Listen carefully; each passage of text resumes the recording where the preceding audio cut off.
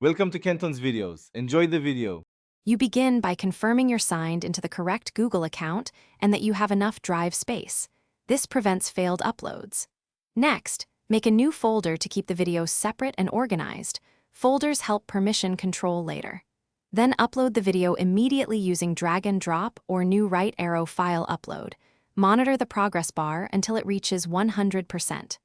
Once done, right-click the uploaded file or folder to access sharing controls so you can make the file available for sending.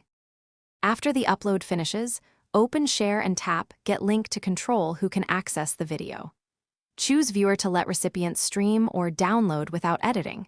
Use Commenter or Editor only if you want collaboration. If the receiver isn't on your domain, change the link to anyone with the link and pick the lowest permission needed. You can also add specific emails to notify recipients and set an expiration date or transfer ownership later. These options protect the file and simplify management for long-term projects.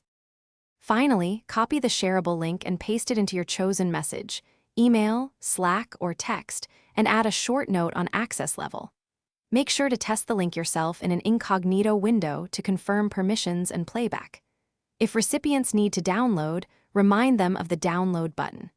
If anything goes wrong, check your drive storage and upload status first. Re-encode the file to MP4 for wider compatibility, or use Drive for desktop to resume large uploads reliably. This solves most issues quickly. Thanks for watching. Consider subscribing if we helped you.